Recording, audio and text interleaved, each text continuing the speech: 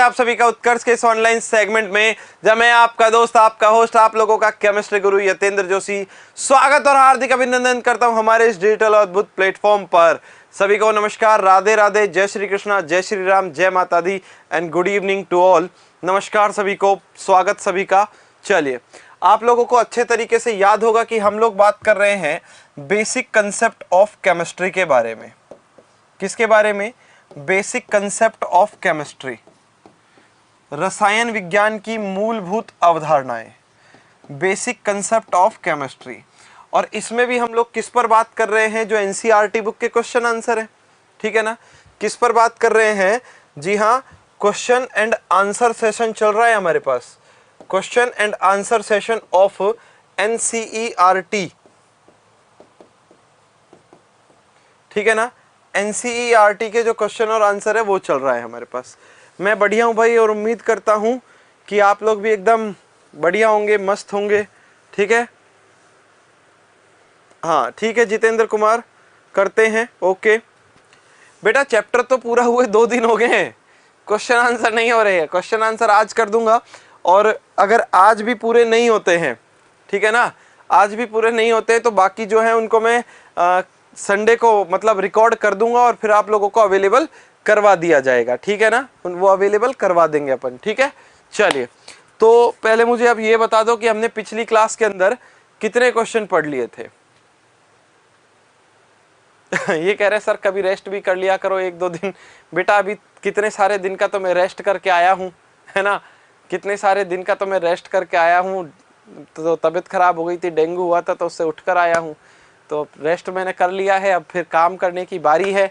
हाँ चलो, देखो भाई, जो लोग ये पूछ रहे हैं कि सर मोलरता क्या है, सांद्रता क्या है, तो चैप्टर पढ़ो, मैंने सब कुछ पढ़ाया है। ऐसा नहीं करोगे अब, देखो अब बेईमानी नहीं करनी है। 14 क्वेश्चन हम लोग कर चुके हैं, क्लियर बात सही है। 14 क्वेश्चन हम कर चुके हैं, क्वेश्चन नंबर 15 हमें करना है। तो चलिए, हाँ क्वेश्चन नंबर 15 चलेगा, ऐसे कह रहे हैं, ठीक है ना। हाँ चलो फिर क्वेश्चन नंबर 15 जो है उसे उठाते हैं, ठीक है भाई। देखो ऐसा है, कुछ लोग कह रहे हैं कि नहीं सर लाइव ही करा देना। भाई नॉर्मल सी बात है, अगर आज हो जाते हैं पूरे तो लाइव कराएंगे, अगर नहीं होते हैं ना तो भाई फिर रिकॉर्डेड ही डालूंगा। क्या? फिर रिकॉर्डेड ही डालूंगा, ठीक है। हाँ देखो, अब देखो सिंपल सी बात है, क्या कहा गया है? निम्न पूर्व लग्नों को उनके गुणांकों के साथ मैच करना है। एक तरफ लिख रहा है पूर्व लग्न और दूसरी तरफ क्या लिखे हुए हैं? गुणांक लिखे हुए हैं। क्या लिखा हुआ है? गुणांक, है ना। दिख रहा है ना सभी को ये? अब देखो गुणांक क्या क्या दिए हुए हैं? 10 की घात 6, 10 की घात 9, 10 की घात -6, 10 की घात -15, और एक हमारे पास दिया हुआ है 10, ठीक है ना। क्या दिया हुआ है? 10 दिया हुआ है, यही दिया हुआ है ना भाई। और देखो इस तरफ पूर्व लग्न देखें तो एक लिख रहा है माइक्रो, क्या लिख रहा है? माइक्रो, ठीक है। एक हमारे पास लिख रहा है डेका, ठीक है। एक हमारे पास लिख रहा है मेगा, एक हमारे पास लिख रहा है गीगा, एक हमारे पास लिख रहा है फेम्टो। क्या लिख रहा है? फेम्टो। ये हमारा क्वेश्चन है। क्या भाई? ये हमारा क्वेश्चन है, ठीक है भाई। चलिए अब आगे बात करते हैं। हाँ बिल्कुल ठीक है, चलो। हाँ अब क्या करना है? हमें इन पर डिस्कशन करना है, इनकी बात करनी है। तो देखो भाई, एक तरफ दिया हुआ है जो प्रीफिक्स है और दूसरी तरफ उसका कोफिशिएंट दिया हुआ है, उसका पूर्व लग्न दिया हुआ है। क्या दिया हुआ है? पूर्व लग्न दिया हुआ है। अब हम इसको कैसे सॉल्व करेंगे ये ध्यान से समझो। इसको सॉल्व करने के लिए हमें क्या करना है? हमें ये देखना है कि माइक्रो कितना होता है ना। क्या? माइक्रो कितना होता है, गीगा कितना होता है, फेम्टो कितना होता है, ये सारी चीजें देखनी है।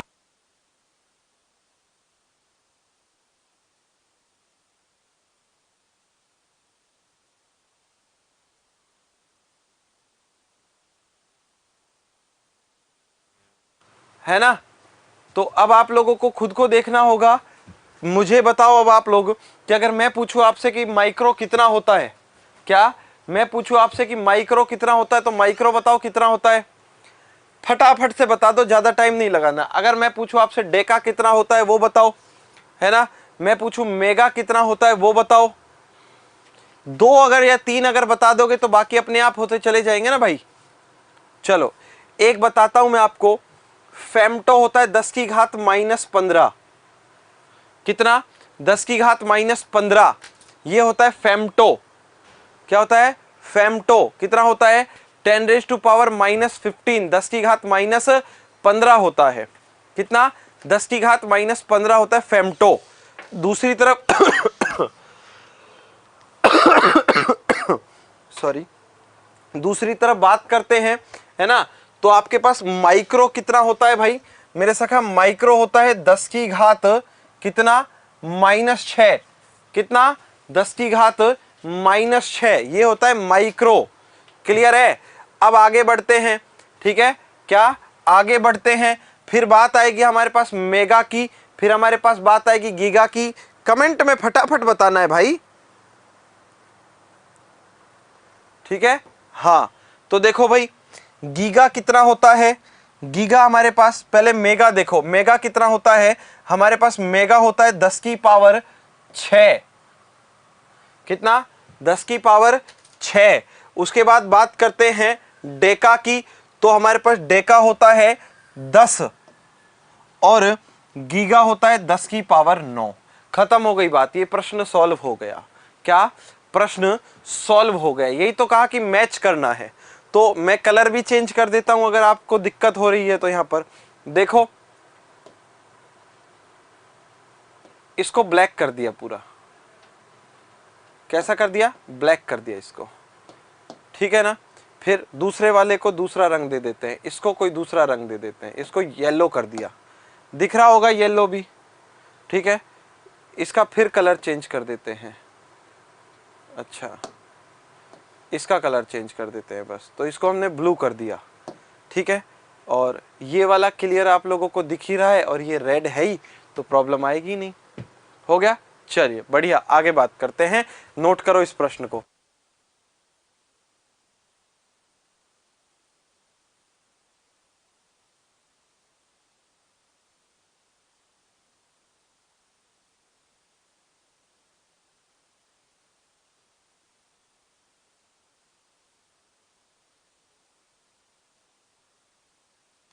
हाँ भाई, क्वेश्चन नंबर 14 जो है वो कल कर चुके थे, 15 ये रहा आप लोगों के सामने, ठीक है। क्या कहा? क्वेश्चन नंबर 15 है ये, क्वेश्चन नंबर 15 है ये, ठीक है ना।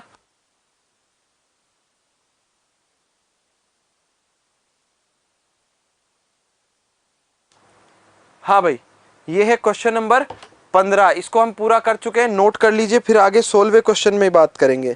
16वें क्वेश्चन में आप लोगों से परिभाषा पूछिए सार्थक अंक, ठीक है ना। जी हाँ, क्या? सार्थक अंक। क्वेश्चन नंबर 16 में आप लोगों से क्या पूछा है? क्वेश्चन नंबर 16 कहता है कि सार्थक अंक किसे कहते हैं? सार्थक अंक किसे कहते हैं? Significant numbers. और आप लोगों को याद होगा मेरे सखा क्या, कि सार्थक अंक हमने पढ़ाए हुए हैं, हमने पढ़े हुए हैं सार्थक अंक, है ना, हमने पढ़े हुए हैं और पढ़ाए हुए हैं। तो देखो भाई, जब इन्होंने पूछा है सार्थक अंक, तो हम इसका उत्तर लिखेंगे। क्या? इसका उत्तर लिखेंगे कि सार्थक अंक क्या होंगे हमारे पास। सार्थक अंक किसी भी राशि का वो, किसी भी राशि के मान में वो अंक जो उसके निश्चित मान को बताता है, सार्थक अंक कहलाते हैं। क्या? आपके पास कोई भी राशि है, उसके मान की निश्चितता को बताने वाले जो अंक होते हैं उन्हें क्या कहते हैं? सार्थक अंक कहते हैं। क्या कहते हैं उन्हें? सार्थक अंक कहते हैं, ठीक है। किसी राशि के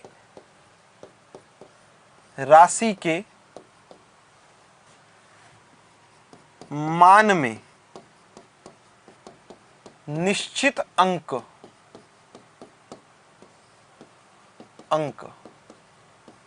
ठीक है ना, या निश्चित अंकों की संख्या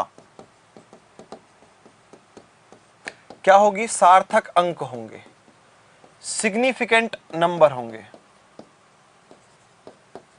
कौन से नंबर होंगे? सिग्निफिकेंट, सार्थक अंक होते हैं, सिग्निफिकेंट नंबर होते। कौन से नंबर होते हैं? सिग्निफिकेंट नंबर होते हैं। ठीक है, चलिए तो इसको भी नोट कर लीजिए, फिर आगे बढ़ेंगे। फटाफट से नोट कर लीजिए।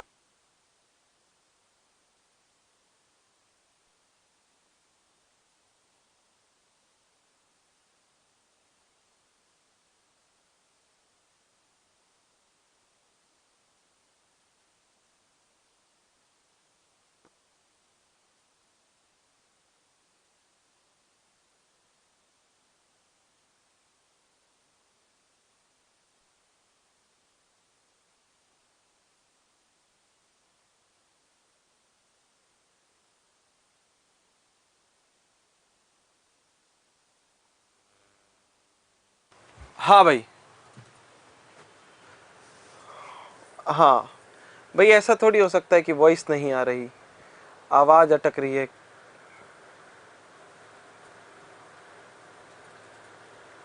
चलिए चलें आगे। चलिए प्रश्न नंबर 17 पर बात करेंगे। किस पर बात करेंगे? प्रश्न नंबर 17 पर बात करेंगे। प्रश्न नंबर 17 क्या कहता है? प्रश्न नंबर 17 ये कहता है कि किसी पेयजल के नमूने में, किसी पेयजल के नमूने में क्लोरोफॉर्म, क्या है? Chloroform, chloroform. ठीक है, जो कैसा है? जो कैंसर जन्य है, मतलब जिसके कारण कैंसर हो सकता है। ठीक है ना? हाँ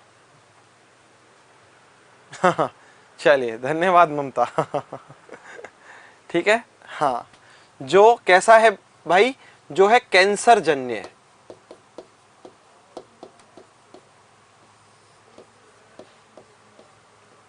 से संदूषित है। संदूषित मतलब प्रदूषित समझ लो, उसके समान ही है। ठीक है ना? ये प्रदूषित है, संदूषित है। मोहित भाई जो अगला चैप्टर पढ़ाएंगे ना, वो बता देंगे, है ना? तो एक ही कमेंट को 50 बार करने से मैं आंसर थोड़ी देने वाला हूं आपको। अभी जो पढ़ाया जा रहा है बेटा वो पढ़ ले, अभी जो पढ़ाया जा रहा है बेटा वो पढ़ ले। अगला चैप्टर जो पढ़ाएंगे वो पढ़ाएंगे ही।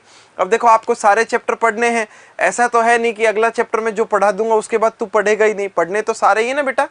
तो अभी जो पढ़ाया जा रहा है मेरे भाई उसको पढ़ ले। ठीक है, हाँ। तो अब देखो क्या कह रहे हैं, किसी पेयजल के नमूने में क्या है? क्लोरोफॉर्म है। और क्लोरोफॉर्म जो है ना, ये कैसा है? कैंसर जन्य है। संदूषण का स्तर भी दे रखा है। ठीक है, हाँ,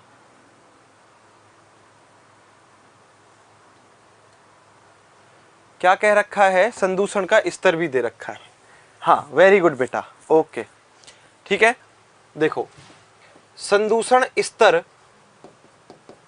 संदूषण स्तर कितना दिया है? 15 ppm है। वो भी किसका? द्रव्यमान का। किसका मेरे भाई? द्रव्यमान का। ठीक है ना? तो अब आगे क्या कहा है? अब आगे आप लोगों से ये कहा है, क्या द्रव्यमान है? तो क्या करना है? सबसे पहली बात, कुछ चीजें हैं जो ज्ञात करनी है। पहला इन्होंने क्या कहा है? पहला इन्होंने ये कहा है, ये कह रहे हैं सर हाफ ईयरली आ रही है, दिसंबर में टेंशन हो रही है। टेंशन लेने से अच्छा है पढ़ लो। ठीक है ना? हाँ, ये कह रहे हैं इसे द्रव्यमान प्रतिशतता में दर्शाइए। मास परसेंटेज में रिप्रेजेंट करना है, द्रव्यमान प्रतिशतता में दर्शाइए।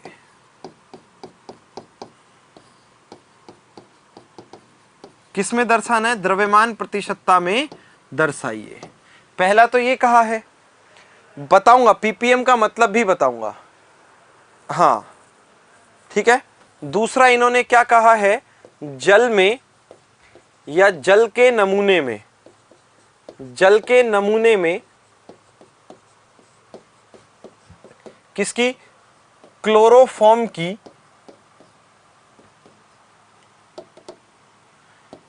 क्लोरोफॉर्म की क्या ज्ञात करनी है? मोलरता ज्ञात करनी है। ठीक है, क्या मोलरता कितनी है वो ज्ञात करनी है। मोललता, मोलैलिटी जो है वो कैलकुलेट करनी है। तो भाई सबसे पहली बात तो आप लोगों को प्रश्न ये है कि सर ये पीपीएम क्या होता है ना मेरे सखा। पहला प्रश्न तो यही है कि ये पीपीएम क्या होता है। 15 को छोड़ो, पहले पीपीएम पर बात करते हैं, ठीक है ना। हाँ ठीक है, अब देखो पीपीएम का मतलब समझो पहले। पीपीएम का तात्पर्य होता है पार्ट्स पर मिलियन। क्या होता है? पार्ट्स पर मिलियन, ठीक है, पर मिलियन। तो अब आप लोगों को यह समझना है कि मिलियन का अर्थ क्या होता है। क्या संदूषण का तात्पर्य होता है वो उससे प्रदूषित है, वो उससे ग्रसित है बेटा, है ना मेरे सखा। हाँ चलिए पुष्पेंद्र भाई आप कमेंट कीजिए, आपका कमेंट भी पढ़ूंगा मैं, है ना। हाँ ठीक है, अब देखो पार्ट्स पर मिलियन। अब आप लोग जानते हैं मिलियन का तात्पर्य कितना होता है। मिलियन का तात्पर्य होता है 10 लाख। 1 मिलियन बराबर कितना होता है? 10 लाख होता है ना। 1 मिलियन बराबर कितना होता है मेरे सखा? 10 लाख होता है। और दूसरी बात क्या है? दूसरी बात यह है कि 10 लाख का मतलब क्या हो जाएगा? 10 की घात 6। भाई 10 लाख का मतलब कितना हो जाएगा? 10 की घात 6, ठीक है ना। ओके ठीक है, युगांशु राजवंशी भाई धन्यवाद। चलो अब देखो, मगर यहां देखो क्या है, 10 की घात 6 है, तो इसका मतलब क्या है? हाँ पार्ट्स पर मिलियन। हाँ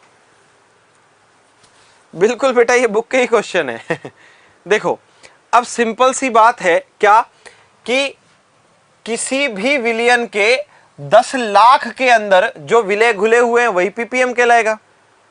कोई विलयन है उसके 10 की घात 6 के अंदर या 10 लाख के अंदर जो भी कुछ घुला हुआ है वही क्या कहलाएगा?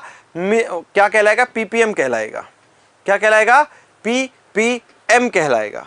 क्लियर हो गई? हाँ चलो पुष्पेंद्र बेटा क्वेश्चन डाल तो पता चलेगा। अब आप ऐसे नंबर लिख दोगे तो इस मेरे पास बुक नहीं है ना भाई, यहाँ पर है ना, मेरे पास बुक नहीं है भाई। तो आपको सबसे पहले पीपीएम समझ में आना चाहिए।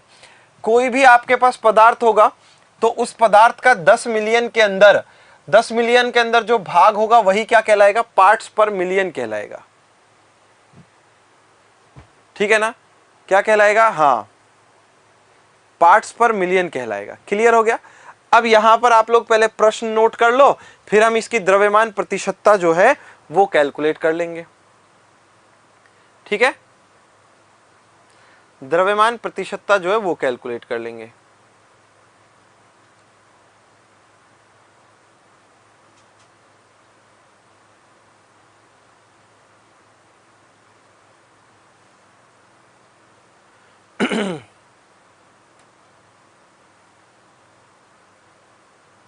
फटाफट कैलकुलेट कर लो।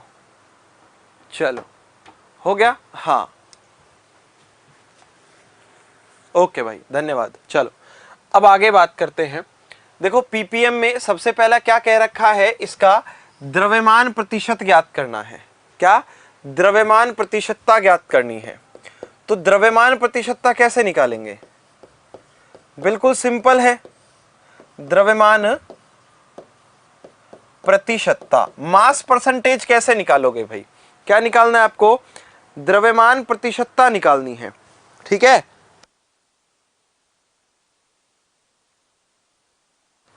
हाँ भाई क्या निकालना है? द्रव्यमान प्रतिशतता कैलकुलेट करनी है। ठीक है ना। हाँ जैसे ही आप द्रव्यमान प्रतिशतता ज्ञात करने का प्रयास करेंगे तो देखो कितना दिया है भाई, यहां पर कितना लिखा है? इन्होंने लिखा है 15 पीपीएम। तो कैसे करेंगे भाई? हम करेंगे 15 पीपीएम। 15 पीपीएम का मतलब कितना हो गया? आप खुद बताओगे मुझे पीपीएम का। हाँ हाँ ठीक है, पीपीएम का मतलब कितना हो गया? 10 की घात 6, यही तो हो गया ना। हाँ ठीक है, और गुणा कितना कर दोगे भाई? 100। अब आप में से कुछ स्टूडेंट ये सोच रहे हैं कि सर आपने गुणा 100 क्यों किया? तो भाई प्रतिशतता मतलब प्रति 100 पर हर 100 पर ऐसा करना पड़ेगा। किस पर? हर 100 पर ऐसा करना पड़ेगा, इसलिए 100 ले लिया। तो देखो 15/10⁶ का मतलब हो गया 1 2 3 4 5 6 और गुणा में कितना? 100। अब क्या करोगे सखा? अब 2 जीरो से 2 जीरो को काट दोगे, 2 जीरो से 2 जीरो को काट दोगे। जैसे 2 जीरो से 2 जीरो काटी तो कितना हो गया? 15 गुणा, ये हो जाएगा 15/10⁴ या फिर 10 गुणा 10⁻3। इसका इसमें भाग देंगे तो कितना आ जाएगा? 1.5 और गुणा में 10⁻, ये ऊपर जाएगा तो कितना हो जाएगा? -3 हो जाएगा। 1.5 इंटू 10⁻³ लिखोगे इसको। हाँ, 0.0015 भी लिख सकते हो, कोई दिक्कत नहीं है, ठीक है ना? हाँ ठीक है। तो इस तरीके से आप लोग यहां पर द्रव्यमान प्रतिशतता ज्ञात करेंगे। तो इसको नोट करो, ये आपके पास द्रव्यमान प्रतिशतता आ गई और यहां पर परसेंट लगाना मत भूलना बस, फटाफट से, ठीक है? हाँ चलिए, पीपीएम अपॉन में इसलिए लिया ना भाई, क्योंकि कितने मिलियन के अंदर वो पार्ट्स है, इसलिए पीपीएम अपॉन में लिया है, ठीक है? इसलिए पीपीएम अपॉन में लिया है, ठीक है? फटाफट नोट करो।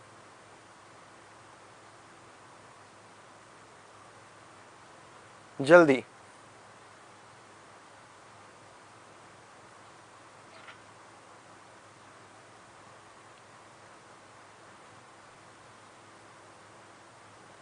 फटाफट कैलकुलेट करो।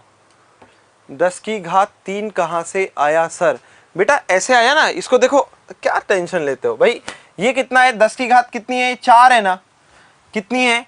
1 2 3 4। तो इसको कैसे लिख दिया? 10 गुणा में 10⁻³ नहीं लिख सकते क्या इसको? ऐसे लिया, ऐसे ले लिया ना भाई। तो इतना वो मत करो, हाँ ठीक है। शिफा देखो बेटा, कुछ भी नहीं है,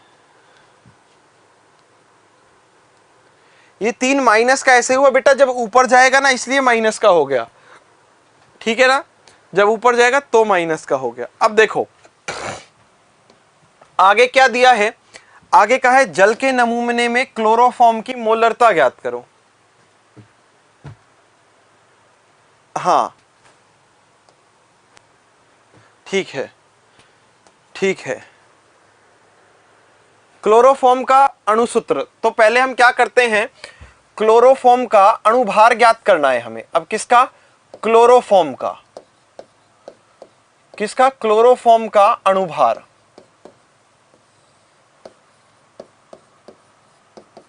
अणुभार, इसका मतलब हमें क्या करना पड़ेगा? इसका मतलब हमें करना पड़ेगा CHCl3, ये होता है क्लोरोफॉर्म का सूत्र। तो भाई जैसे ही अणुभार ज्ञात करोगे तो कार्बन का 12, हाइड्रोजन का 1, अब प्लस में क्लोरीन का बताओ फटाफट मुझे, क्लोरीन का बताओ। बेटा देखो इतना परेशान नहीं होते यार, क्या कर रहे हो आप? आपसे ये सॉल्व नहीं हो रहा क्या? हाँ, आपसे ये सॉल्व नहीं हो रहा क्या? ये सॉल्व नहीं हो रहा। 1.5 एक बार, एक ही कमेंट कितनी बार करेगा? 1.5 कैसे आया? बिल्कुल ही नालायक हो गया यार तू तो। क्या यार, इतने कमेंट नहीं करने चाहिए। सबसे पहली बात तो ये देखो, और दूसरी बात ये सॉल्व नहीं हो रहा। क्या यार, क्या करोगे फिर जिंदगी में अगर ये सॉल्व नहीं हुआ तो? भाई क्या है ये है 15/10⁻6। तो देखो 10⁻6 को कैसे लिख रहा हूं? इसको लिख रहा हूं मैं 3 4 5 6, ठीक है? और गुणा में कितना है? गुणा में 100 है, गुणा में 100 है। 2 जीरो से 2 जीरो काट दी ना। फिर आगे क्या करना है? अब देखो ये है 15 और ये कितना हो गया? 10⁻4।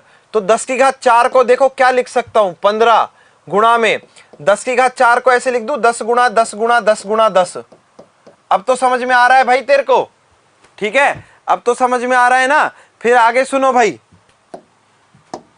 आगे क्या करोगे? 10⁻, ये 3 बार और इसका इसमें भाग दे दिया। अब भाग भी दे के बताऊं क्या? 15 ये 10, इसको भाग दे के सॉल्व कर लेना।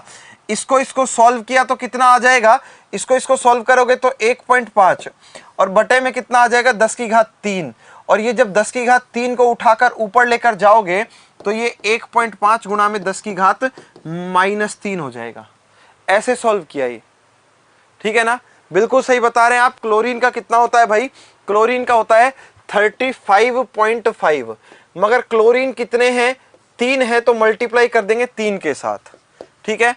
तो 12 और 1 हो गया 13 प्लस 3 पंजे 15 का 5 का हासिल 1, 3 पंजे 15 और 1 16 का 6 का हासिल 1, 3 तिया 9 और 1 10। अब इनको हम लोग जोड़ लेंगे। सही किया क्या, सही कर दिया ना। कितना आ रहा है 119.5 आ रहा है ना जोड़ने पर, है ना भाई। 13 और 6 19 तो 119.5, और वो भी क्या AMU आ जाएगा। कितना आ जाएगा भाई, AMU आ जाएगा, ठीक है ना। हाँ ठीक है, चलो अब देखो आगे क्या करना है भाई। ये तो अब क्या है, ये अब आपको समझना पड़ेगा क्या कि भाई यहां पर प्रश्न में दिया है कितने में 15 ppm है। 15 ppm का मतलब हो गया 10 की घात 6, क्या 10 की घात 6 ग्राम के अंदर। चूंकि 10 की घात 6, ठीक है ना भाई, यही तो हुआ ppm का मतलब। 10 की घात 6 ग्राम में क्लोरोफॉर्म कितना है, 15 ग्राम है। उसमें क्लोरोफॉर्म कितना है, 15 ग्राम है। ऐसे ही तो करोगे।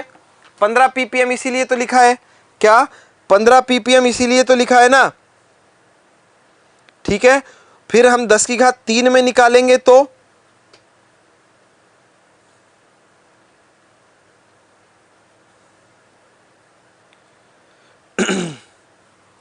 ठीक है। दूसरी तरफ अगर हम निकालें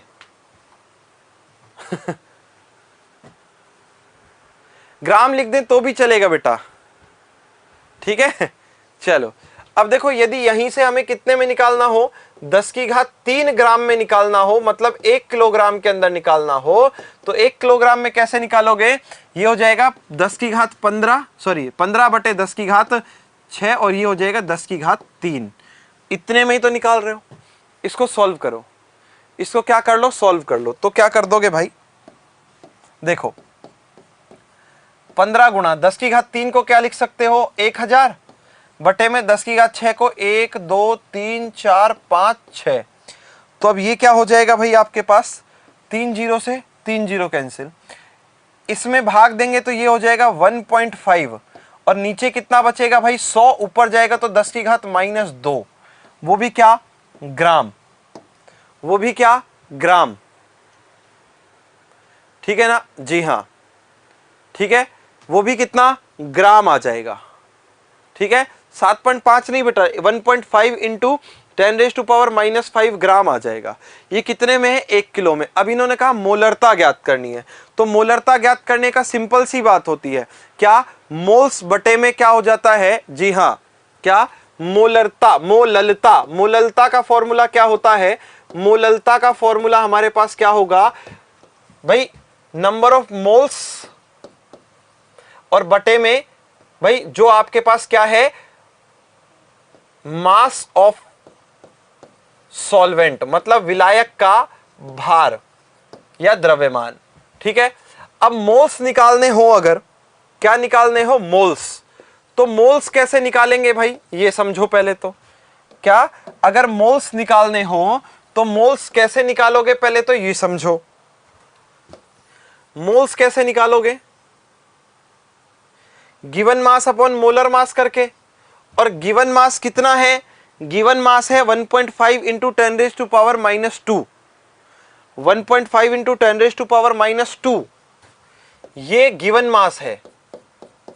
और मोलर मास कितना होता है, 119.5, कितना होता है 119.5। इसको सॉल्व करना है, ठीक है बेटा। मेरी बात सुनो, बहुत क्लियरली कह रहा हूं, अगर किसी को यह दिक्कत है क्या कि सर ये 1.5 कैसे आया, तो कैलकुलेशन अपने आप करना सीखो। अब मैं आपको 1.5 भी बताने लगूंगा कि कैसे आया। आपको कैलकुलेशन नहीं आती क्या? 11th क्लास में पहुंच रहे हो, कैलकुलेशन नहीं आती? कैसे बात करते हो आप? इसमें क्या है इस कैलकुलेशन में यार, क्या है इस कैलकुलेशन में? क्या लिख रहा है? 15 गुणा में 1000 लिख रहा है, और बटे में कितना लिख रहा है? 10 लाख लिख रहा है। 2 2 4 2 6, 6 हो गई ना। अब क्या करोगे? 3 जीरो से 3 जीरो काट दी, तो इसको 15 बटे 10 की घात 3 हो गई। 10 गुणा 10 गुणा 10 लिख सकता हूं। अब इसको सॉल्व करोगे तो कितना आएगा? 1.5 आ जाएगा। 15 में 10 का भाग दोगे, ये ऊपर जाएगा तो 10 की घात -2 आ रहा है। इतनी सी कैलकुलेशन नहीं हो रही तुमसे, इतनी सी कैलकुलेशन नहीं हो रही, कुछ भी करते हो यार। ठीक है, अब यहां पर देखो, इसको सॉल्व करना है हमें, इसको सॉल्व करना है। तो इसको सॉल्व करने के लिए यहां से पॉइंट हटाएंगे तो गुणा में 10, और इधर से पॉइंट हटाएंगे तो फिर गुणा में 10, तो 10 से तो 10 कैंसिल हो गया। ठीक, अब काट लेते हैं जो कट सकता हो। क्या काट लेते हैं? जो कट सकता हो। 5 से काट दो, 5 तिया 15, 5 दूनी 10, बचा 1, 19 हो गया। 5 तिया 15, फिर बचा 1, और फिर 5 तिया 15। ठीक है, तो ये कितना हो जाएगा? 3 बटे 233, और गुणा में कितना? 10 की घात -2। इतने मोल्स होंगे। ठीक है, क्या इतने मोल्स होंगे भाई? ठीक है ना, कितने? इतने मोल्स होंगे आपके पास। फिर आगे क्या करोगे? आगे इसको और सॉल्व करो। ठीक है, अब आगे और सॉल्व करो। आगे सॉल्व करोगे तो क्या करोगे? भाग दोगे। किसका भाग दोगे? 3 में भाग दोगे। किसका? 233 का। पॉइंट लगाओ, 0। अब जा रहा है? नहीं जा रहा, ना जाने की 0, फिर 0। ठीक है, ना जाने की 0। भाई वापस से बता रहा हूं, इसमें पॉइंट लगाया 0, अब जा रहा है? नहीं जा रहा, तो ना जाने की 0 लगाई, फिर एक और 0 लगाई। अब जा रहा है भाग? बिल्कुल जा रहा है। कितनी बार जा रहा है भाई? एक बार जाएगा। कितनी बार जाएगा? एक बार जाएगा। 239 होगा सर। हाँ बिल्कुल सही बात है, 239 होगा।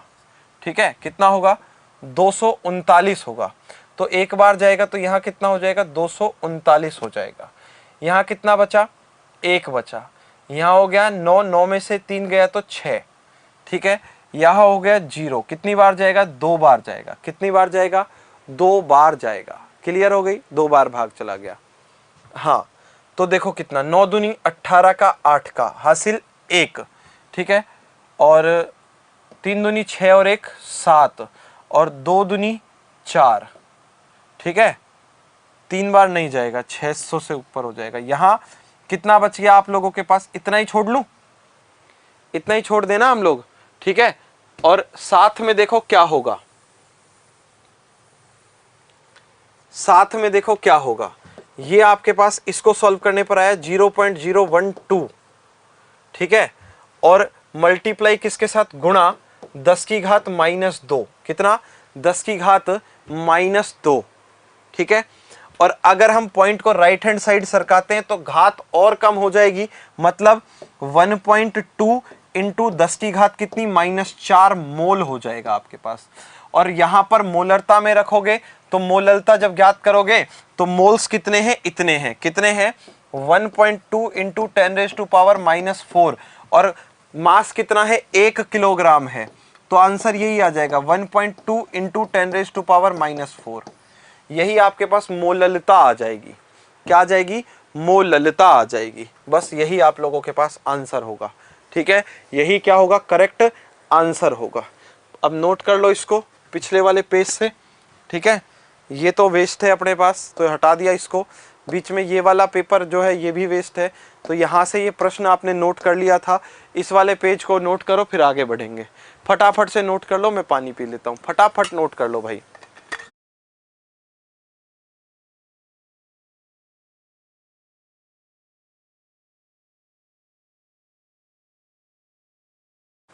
आप नोट कर लो पहले, फिर मैं रिपीट कर देता हूँ, या पहले मैं रिपीट कर देता हूँ। देखो, क्लोरोफॉर्म का अणुसूत्र निकाल, अणुभार निकाल लिया, इसमें किसी को दिक्कत नहीं होगी। है ना। हाँ, दूसरी बात देखो, ये कितना है भाई, ये 10 की घात 6 ग्राम के अंदर क्वेश्चन में दिया है 15 ग्राम है। हमने 1 किलोग्राम के अंदर ही निकालना है। कितने में निकालना है? 1 किलोग्राम के अंदर निकालना है, ठीक है ना।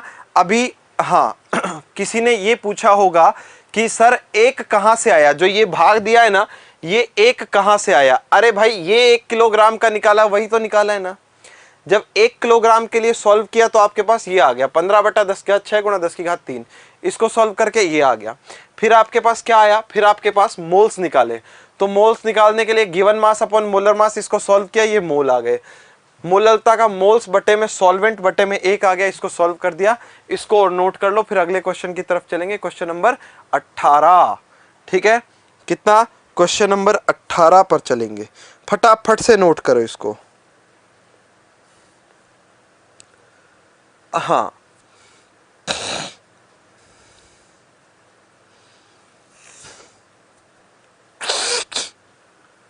चलो फटाफट से नोट कर लो, है ना भाई।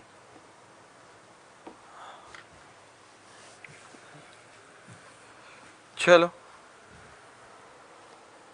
बिल्कुल यही आएगा भाई, कृतिका यही आएगा बेटा, है ना, क्योंकि नमूनों के लिए 1 किलोग्राम ही लिया जाता है ना। बेटा मैं गुस्सा नहीं करता स्नेहा, बेटा मैं गुस्सा नहीं करता, मैं आपको चीजें समझा रहा हूं। अब देखो बहुत सिंपल सी बात है, क्या अगर आपसे इतनी छोटी कैलकुलेशन भी सॉल्व नहीं करोगे तो फिर जब बड़ी कैलकुलेशन आएंगी तो बेटा क्या करोगे, है ना।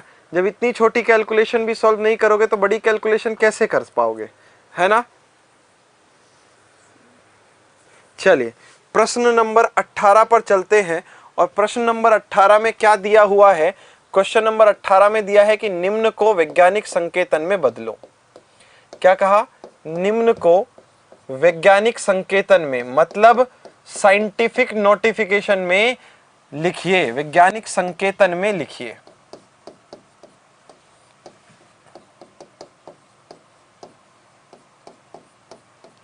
किसमें लिखना है? वैज्ञानिक संकेतन में लिखना है, ठीक है ना।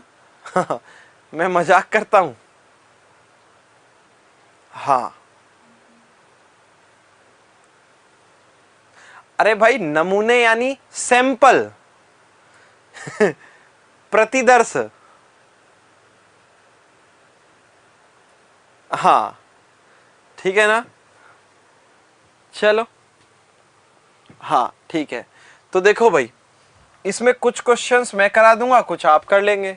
जैसे जैसे इसमें सबसे पहला क्वेश्चन क्या दिया है, इसमें ये कह रहे हैं, हाँ चलो इसमें सबसे पहला क्वेश्चन क्या दिया है? 0.0025, नहीं वो तो सार्थक अंक के लिए दिया हुआ होगा। फटाफट से बताओ भाई क्वेश्चन नंबर 18 क्या कह रहा है?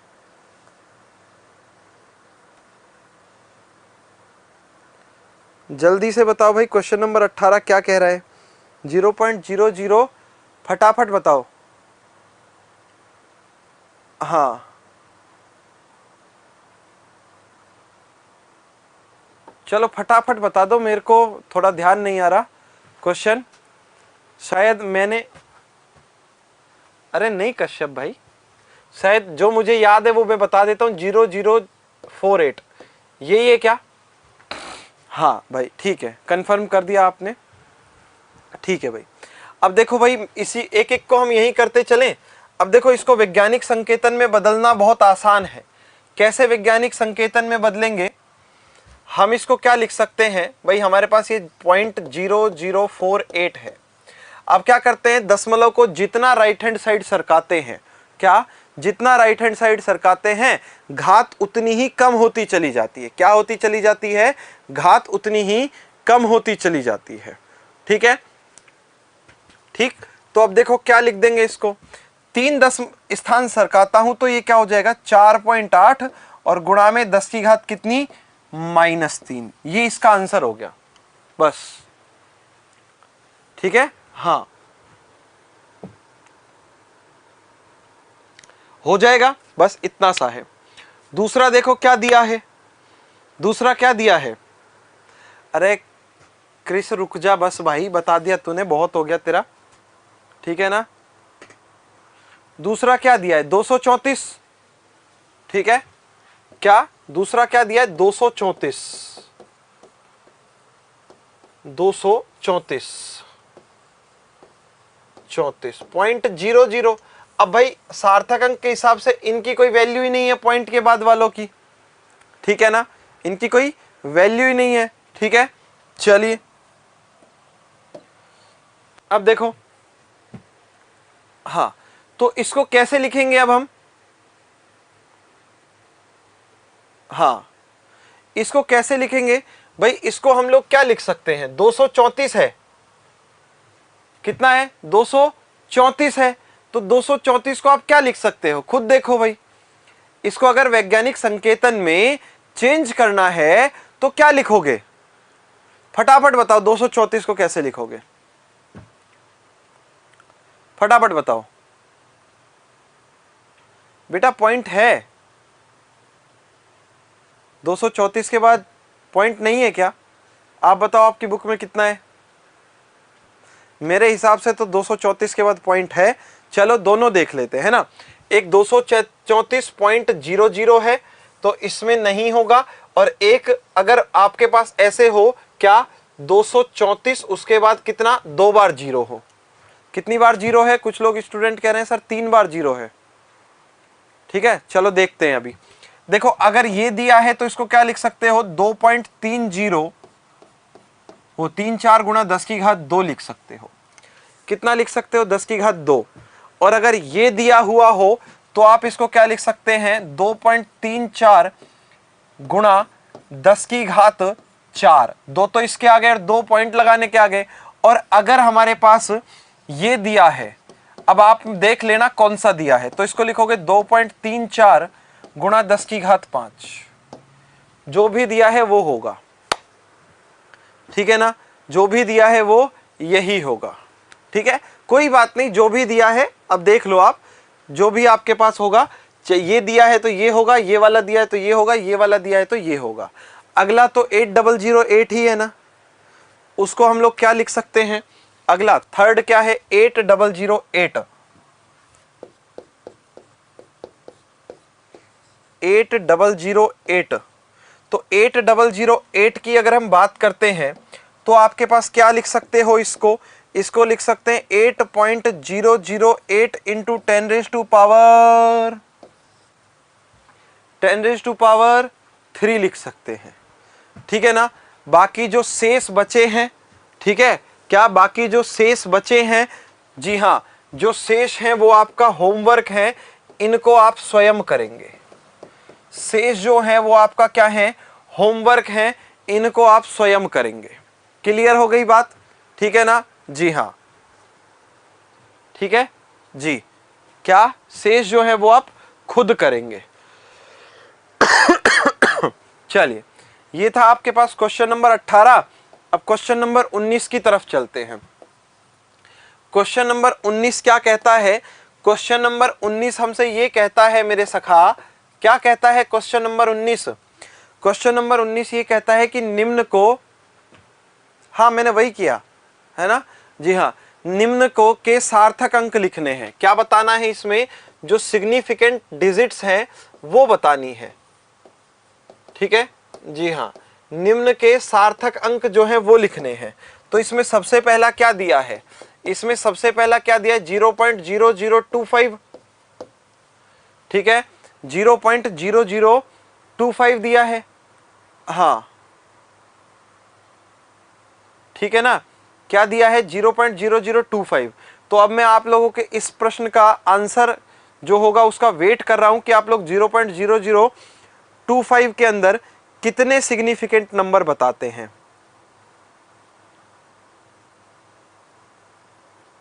ठीक है, फटाफट बताओ कितने सिग्निफिकेंट नंबर होंगे, फटाफट बताओ। हाँ भारती बेटा, क्लास में जाके देखो, वहां पर बताया हुआ है, ठीक है ना। प्रकाश अपनी तरफ से क्वेश्चन मत डालो, अभी जो कर रहे हैं उन पर ध्यान दो। ये कह रहे हैं आंसर 2 होगा, नहीं भाई आंसर 2 नहीं होता है। आंसर कितना होगा, इसमें सार्थक अंक अर्थात सिग्निफिकेंट जो नंबर है वो है 4। सिग्निफिकेंट जो अंक है वो है 4। अब क्यों है सिग्निफिकेंट अंक 4? हमने बताया ना कि दशमलव के पश्चात जितने भी जीरो आते हैं सभी सार्थक अंक होते हैं। दशमलव के पश्चात जितने भी जीरो आते हैं वो सार्थक अंक होते हैं, और बाकी तो है ही दोनों सार्थक अंक, बाकी तो दोनों है ही सार्थक अंक। तो आंसर क्या होगा? 4 होगा इसका। ठीक है, 2 बताने वाले गलत है। दूसरा क्वेश्चन देखो क्या कहता है। दूसरे में क्या कह रहा है? 234 कितना कह रहा है? नहीं, 234 नहीं कह रहा। 234 तो पिछले वाले में कहा था। इसमें कितना कहा है? इसमें क्या कहा है? 208 कहा होगा, है कितना? 208 कितना? 208। तो 208 में सबको दिख रहा है कितने सिग्निफिकेंट डिजिट्स हैं? तो यहां सार्थक अंक हो गए हमारे पास 3। कितने हो गए सार्थक अंक? सार्थक अंक हो गए हमारे पास यहां पर कितने? 3। क्लियर है? ठीक है ना? क्लियर है? ठीक है सुरेंद्र भाई, ये एकदम सही है। ठीक है बेटा, ये एकदम सही है। आपका सिद्धांत जो है ना वो थोड़ा सा गड़बड़ है। अगर ऐसा दिक्कत है तो जहां पर मैंने सिग्निफिकेंट नंबर पढ़ाए थे वहां पर जाकर पढ़ के आओ। ये किसने बताया आपको कि जीरो से छोटी वाली संख्या में 2 सिग्निफिकेंट नंबर होते हैं? ये कोई रूल नहीं है, अपनी तरफ से रूल नहीं बनाने हमें, समझ गए ना बेटा? पासबुक में 2 हैं इसीलिए आप कह रहे हो। रूल नहीं पढ़ोगे तो गलत ही होगा ना। पासबुक में 2 हैं तो गलत हो, इसके अंदर 4 हैं, रूल नहीं पढ़ोगे तो गलत होगा। ये सुरेंद्र है, मोहित है, आप लोग ये क्या करके, शायद हो सकता है पासबुक लेके बैठे हो इसलिए कह रहे हो सर गलत है? हाँ बेटा देखो, बिना शून्य वाले अंक से पहले जो शून्य है ना वो क्या होते हैं? अब जैसे मान के चलो आपको क्या दिया हुआ हो, आपको दिया हुआ हो 0025, तो यहां पर ये सार्थक अंक नहीं होंगे, यहां पर सार्थक अंक नहीं होंगे। ठीक है ना? यहां पर सार्थक अंक नहीं होंगे। ठीक है ना? यहां पर सार्थक अंक नहीं होंगे, मगर क्या, जब पॉइंट के बाद जीरो आएंगे तो वो क्या होंगे? क्या होंगे? सार्थक अंक होंगे। क्या होंगे? सार्थक अंक होंगे। ठीक है? हाँ ठीक है ना? हाँ, दशमलव के पश्चात जो आते हैं वो सार्थक अंक होते हैं। ठीक है सुरेंद्र, बात करते हैं हम बाद में तेरे से। ठीक है, हाँ बाद में बात करते हैं, चलो टेंशन मत लो। अगला देखो, इसके बाद क्या दिया हुआ है? इसके बाद आगे आपके पास क्या दिया हुआ है ये सुनिएगा। तीसरे नंबर पर जब हम बात करते हैं तो तीसरा कितना दिया है? 5005 ये दिया है क्या? ठीक है, ठीक है, हाँ 5005 दिया है। ठीक है, चलो तो 5005 में सार्थक अंक कितने होंगे भाई? 5005 में सिग्निफिकेंट डिजिट्स जो होंगी, सार्थक अंक कितने होंगे? गैर शून्य अंकों के मध्य आने वाले शून्य भी सार्थक अंक होते हैं। ठीक है ना? जी हाँ, क्या जी? कितने होंगे? 4 होंगे। और इसके बाद जो शेष इसमें बाकी हैं वो क्या है? आप लोगों के होमवर्क है। जो शेष क्वेश्चन इसके बाकी हैं वो सारे के सारे आपके पास होमवर्क हैं। ठीक है ना? तो ये आपका क्वेश्चन नंबर 19 जो है हो गया है। आई होप आप लोगों ने नोट कर लिया होगा अच्छे तरीके से। ठीक है, चलिए इसके बाद अगला प्रश्न दिया हुआ है, क्या करना है? जो सार्थक अंक दिए हैं उनको सन्निकटन करना है। क्या करना है? उनका सन्निकटन करना है।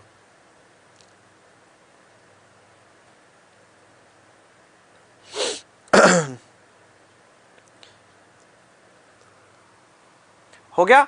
चलिए क्वेश्चन नंबर 20 पर बात करते हैं। क्वेश्चन नंबर 20 निम्न सार्थक अंकों, निम्न अंकों को 3 सार्थक अंकों तक, कितने? 3 सार्थक अंकों तक निकटित कीजिए।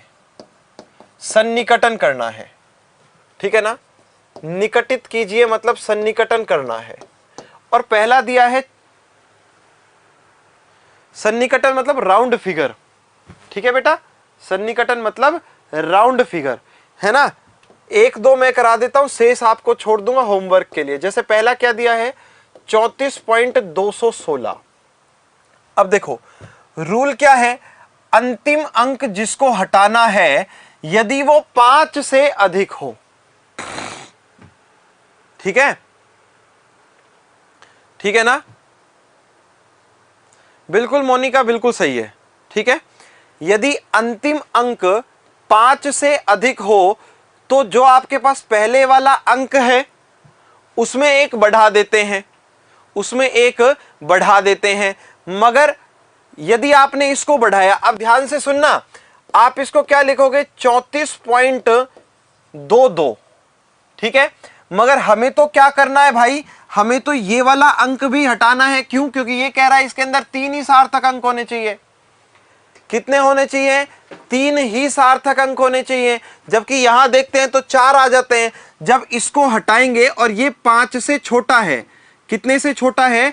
5 से छोटा, और 5 से छोटा है तो इसको केवल हटा दिया जाएगा और हमारे पास क्या बचेगा? सिर्फ इतना बचेगा, 34.2। ये इसका करेक्ट आंसर होगा,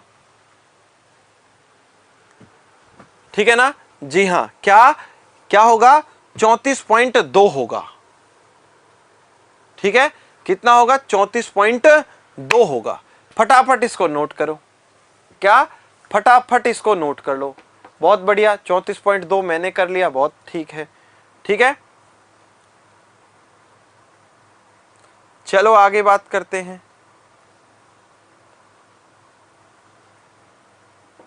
हाँ देखो क्या दूसरा दिया है 10 पॉइंट इतना। अब इसमें क्या करोगे भाई? लास्ट वाली डिजिट 5 से बढ़ी है, इसको बढ़ाओगे 1 बढ़ जाएगा तो कोई फर्क नहीं पड़ेगा, फिर इससे कोई फर्क नहीं पड़ेगा तो ये तीनों हट जाएंगे और आपके पास कितना आ जाएगा? 10.4 आ जाएगा। और इसके बाद जो शेष बचे हैं वो आपके पास होमवर्क होगा। लास्ट वाला शायद 2808 दिया है, उसको 2810 कर देंगे। 8 का सन्निकटन 10 होता है, ठीक है ना? ठीक है, चले आगे। कर लिया सर, कर लिया तो ये वाला भी कर लो, फिर आगे बढ़ जाएंगे। हाँ ठीक है योगेश,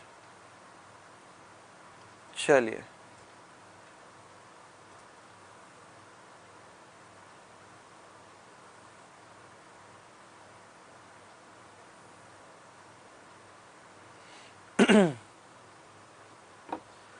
अजय भाई क्लास आती है हमारी 6:30 बजे से, ठीक है ना? कितने बजे से? 6:30 बजे से, ठीक है? चलिए। हाँ भाई ओके। देखो अब अगले प्रश्न में देखो क्या कहा है। अगले प्रश्न में कहा है कि डाई नाइट्रोजन और डाई ऑक्सीजन। क्या कहा? अगले प्रश्न में कहा है कि डाई नाइट्रोजन और डाई ऑक्सीजन दोनों दिए हुए हैं। और आगे अगर हम बात करते हैं तो उस तरफ जो, ठीक है क्या? हाँ ठीक है ना? आगे अगर हम बात करते हैं तो उसमें यह कहा है कि दूसरी तरफ, एक तरफ आपके पास ऑक्सीजन दे दिया, दूसरी तरफ नाइट्रोजन दे दिया, या एक तरफ नाइट्रोजन दे दिया और दूसरी तरफ ऑक्सीजन दे दिया। और फिर आपसे क्या कह रखा है, बुक में देख लेना आप लोग, ठीक है? हाँ ठीक है, आप लोग देख लेना कि अगर हम बात करते हैं, क्या अगर हम बात करते हैं तो उसमें जो अनुपात, मतलब जो भाग दिए हैं ना, किसके? हमें ऑक्सीजन के भागों से या नाइट्रोजन के भागों से, किसी एक की बात कर लो। बेटा आज ही कोर्स लिया है तो स्वागत है आपका उत्कर्ष परिवार में। जी हाँ, मन लगा के पढ़ बेटा, है ना? आज ही कोर्स लिया है तो मन लगा के पढ़, ठीक है? हाँ ठीक है। देखो नाइट्रोजन दिया है 14 14 और यहां दिया है कितना? 28 28, इतना ही दिया है ना ग्राम में।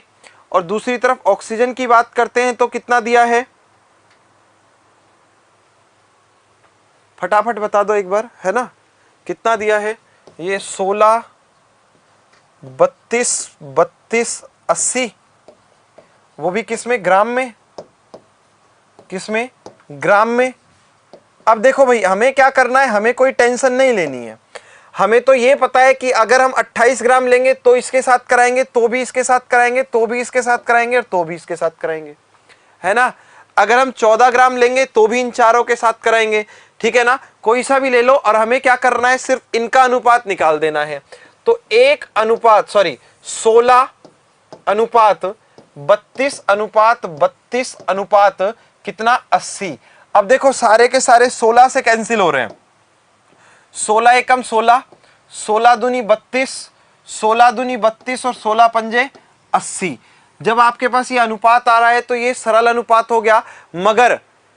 मगर अगर हम बात करते हैं क्या, मगर अगर हम बात करते हैं तो ये कौन सा, ये जो हमारे पास तुल्य अनुपात का नियम जो चलता है, सॉरी गुणित अनुपात का नियम जो चलता है वो है, ठीक है ना, कौन सा, गुणित अनुपात का नियम जो चलता है वो है गुणित अनुपात का नियम। बस इतनी सी बात है, कौन सा नियम लगता है, गुणित अनुपात का नियम लगता है, खत्म हो गई बात, ठीक है। 1:2:2:5 आ जाएगा, गुणित अनुपात का नियम लग जाएगा, बात खत्म, ठीक है। शेष क्वेश्चन जो है वो मैं आपको रिकॉर्ड करके अपलोड कर दूंगा, ठीक है ना। अब हम मुलाकात करेंगे अगली क्लास में अगले चैप्टर के साथ। टिल देन यू आर पढ़ते रहिए, आगे बढ़ते रहिए। जय हिंद, जय भारत, जय जवान, जय किसान, जय विज्ञान, राधे राधे।